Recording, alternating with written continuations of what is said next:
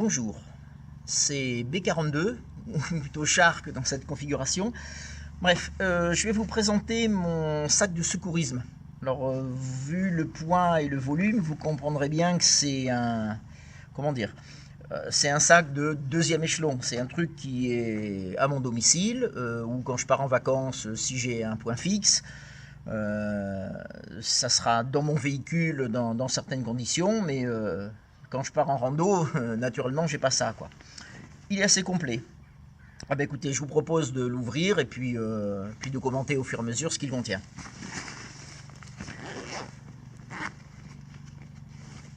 Une bouteille d'eau, nettoyage des blessures, boire, faire prendre un médicament ou autre.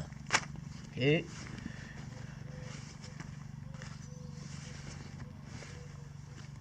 Quelques petits mouchoirs en papier quand on bave. Ensuite, première chose à mettre en cas d'intervention sur quelque chose, quelqu'un, il y a du sang, n'importe quoi, on met les gants, toujours. Dans cette pochette, j'ai des compresses alcoolisées pour nettoyer une plaie, des ciseaux pour découper les vêtements, mes petites lunettes pour chercher les petites échardes, pince à ongles, pince à épiler, diverses pinces à épiler, des petites limes à ongles. Là, on ne sait pas ce que ça fait dans cette pochette, mais une solution du collyre pour nettoyer les yeux en cas de sable dans l'œil ou tout ça. Voilà. De ce côté, et ouais, une frontale, forcément, ça peut servir. Ouais, c'est bon, il y a toujours des piles. À vérifier de temps en temps, hein, parce qu'on ne s'en sert pas pendant des mois, et puis au moment de s'en servir, il n'y a plus de piles. Vous avez tous connu ça, donc on vérifie de temps en temps. Voilà, là on commence à rentrer dans le domaine un petit peu plus pointu. Thermomètre électronique. Stéthoscope. Moi je ne sais pas m'en servir, mais il peut y avoir éventuellement un médecin dans l'équipe, on ne sait jamais. Tensiomètre. Avec un brassard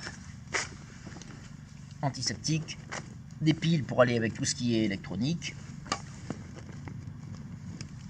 oxymètre de pouls, important aussi pour, quand on donne l'alerte au SAMU, 112, 15, 18, etc. Avec une préférence pour le 112 quand même de plus en plus. Ce sont des informations entre la tension, l'oxymètre et la température qui les médecins urgentistes aiment bien avoir ces informations. Et puis de ce côté, on n'a plus grand chose. Ok. De l'autre côté,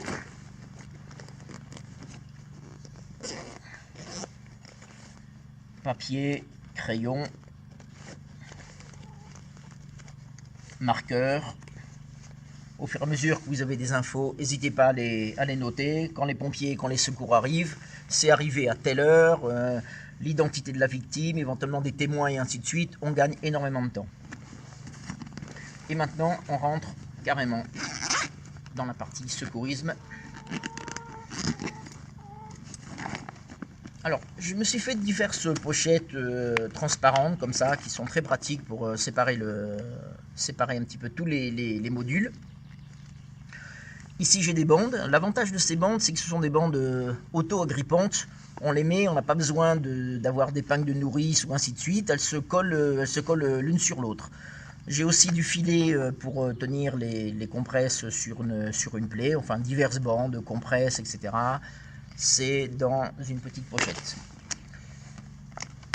Là, c'est tout ce qui est plaie, on appelle ça la bobologie, c'est les égratignures, les petites coupures, les petites brûlures et tout ça. Alors j'ai de quoi désinfecter, j'ai beaucoup de compresses, là-dedans il y a les pansements, il y a le sparadrap, il y a enfin voilà, de quoi nettoyer comment ça s'appelle, on appelle ça de la chlorhexédrine. Maintenant de toute façon en secours on n'a plus le droit qu'à ça, quoi. Comme c'est moi, c'est pas une entité type pompier, etc. J'ai en plus de la biseptine. Mais utiliser, si possible, de la chlorhexédrine. Voilà, donc tout ça, c'est mon kit bobologie, tout complet là-dedans. Là, j'ai la même chose, mais là, ce sont les hémorragies. Alors là, c'est donc c'est la bobologie grave. Et dedans, donc j'ai le chute, pansement israélien, garrot, euh, garrot et un truc qui ça prend de plus en plus d'importance. Il y en a de plus en plus de ça. Ce sont des compresses hémostatiques. Des pansements hémostatiques carrément, voilà, une éponge hémostatique en cas de blessure importante. On arrête carrément les saignements avec ce type de produit. Voilà, donc en cas de problème, l'avantage, j'ouvre mon sac, normalement je sais où ça se trouve, même s'il faut que je révise de temps en temps. Et je prends mon kit hémorragie, mon kit plaie, mon kit blessure, bandage. Donc dans ce cas-là, c'est là où ça serait des entorses, des petites foulures, des choses comme ça. Couverture de survie naturellement. Nous poursuivons avec un kit dentaire. Alors, vraiment que je sois dans la panade pour m'en servir moi-même, mais pareil, on ne sait jamais, dans un groupe, il peut y avoir un dentiste ou quelqu'un qui a des connaissances un petit peu plus pointues, et dedans, il y a tous les nécessaires pour réparer de la pâte, pour réparer une dent cassée. On fait des pansements, des cataplasmes, il y a des produits antidouleurs spécifiques, avec le petit mode d'emploi, hein, à la limite... apprenez à être dentiste pour les nuls, c'est un petit peu ça. Donc ma petite boîte, comme ça. Ça c'est pareil, moi je pourrais m'en servir dans certaines petites conditions, mais c'est un kit chirurgien en fait, avec des pinces à clamper, des pinces à épiler, des scalpels, des sondes, des curettes, voilà. Donc en cas de blessure grave, il suffit que j'ai un médecin, un chirurgien, etc. avec moi et il pourrait faire le minimum avec ce petit truc. Une petite trousse minimum avec mes médicaments, mon traitement, des antidouleurs, des anti-inflammatoires, du dacryocérum, voilà, quelques comprimés de type Xanax ou des produits, des comment on appelle ça, des anti-stress, des machins comme ça. Donc voilà, une petite pochette avec antidouleur le plus puissant qu'on puisse avoir actuellement, ça serait en gros du éphéral-goncodéine associé avec du tramadol. Voilà, tramadol c'est une vraie saloperie, mais en cas de douleur violente, à la limite...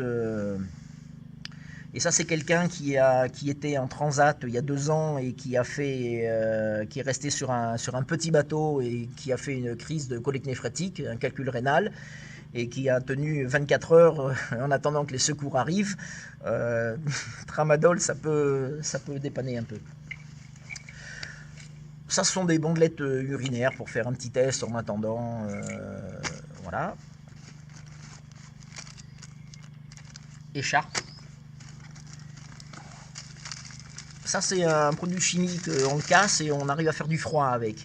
En cas de quelqu'un qui se tord une cheville, qui se ramasse un bon coup, ou en cas d'entorse, ainsi de suite, si on applique du froid tout de suite, vous ne pouvez pas vous imaginer ce que vous gagnez après en temps de rééducation quand vous arrivez à stopper l'œdème. Là, je suis sur une piste, apparemment, sur un endroit où il y a un œdème, appliquer des sangsues. Apparemment, ça a l'air d'être très très efficace et des sangsues se gardent dans un petit bocal pendant des mois. Donc à la limite, on peut les sortir, leur donner à manger de temps en temps et il paraît que c'est vraiment très impressionnant et très efficace aussi. C'est un peu la même chose, la bombe de froid, sachant qu'en poste de secours, on n'y a plus droit parce que il y a eu on arrive à brûler les gens avec, donc il faut vraiment faire attention à appliquer cette bombe de froid. Mais pareil, si on le fait dans les minutes qui suivent une bonne torsion de cheville, on arrive à gagner énormément, quoi.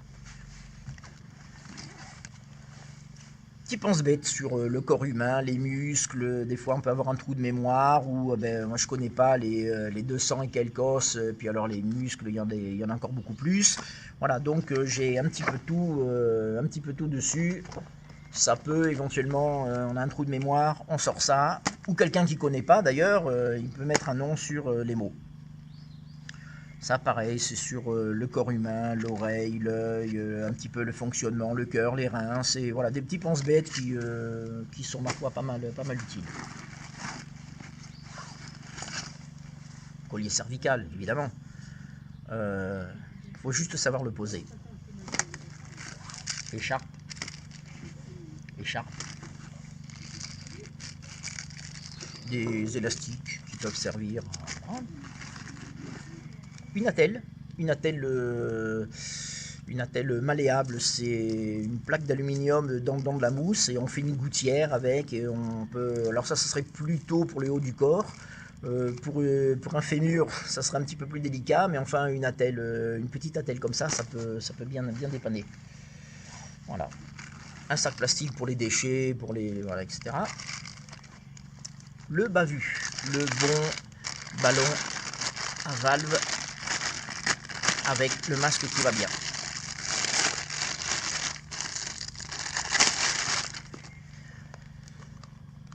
Alors, je vais couper l'herbe sous le pied de ceux qui vont dire « Bah ouais, mais il n'y a pas d'oxygène, ça sert à rien. » Effectivement, je n'ai pas d'oxygène, mais si, ça sert à quelque chose. De toute façon, quand vous allez souffler dans quelqu'un, il va falloir un masque, il va falloir quelque chose, vous n'allez pas lui souffler directement dedans. Donc, effectivement, on pourrait avoir les tout petits masques, etc. Mais quand on souffle directement dans une personne, on lui souffle notre air à nous. Et on a déjà consommé d'oxygène. Donc on va lui donner de l'oxygène à 16-17%. Là, je lui donne de l'oxygène à 20-21%. L'oxygène qui vient de l'air. Donc je gagne quelques pourcentages. Donc c'est mieux d'insuffler avec un masque que sans masque. Point. La bonne couverture de survie qui va bien, là c'est un truc beaucoup plus épais, beaucoup plus chaud que la petite truc à usage unique. Et maintenant, là c'est déjà plus sérieux.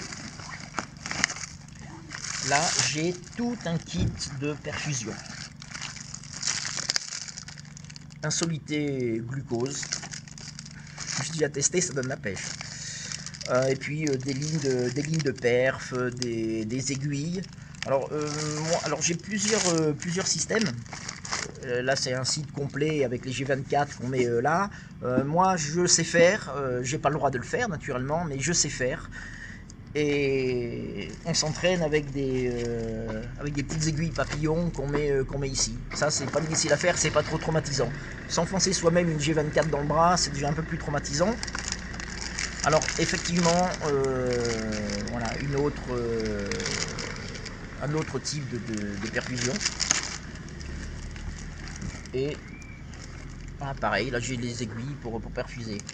Alors je précise une fois de plus, avec la loi actuelle française, on n'a pas le droit de le faire. Mais là on parle de rupture de la normalité. Moi je parle de ma famille qui a un gros souci. Il n'y a pas les secours à disposition, etc. Je prendrai sur moi de faire cette... Et puis, pareil, je peux avoir une infirmière, je peux avoir un médecin avec moi qui prendra la responsabilité de poser une ligne de perf ou qui me dira de le faire. Voilà.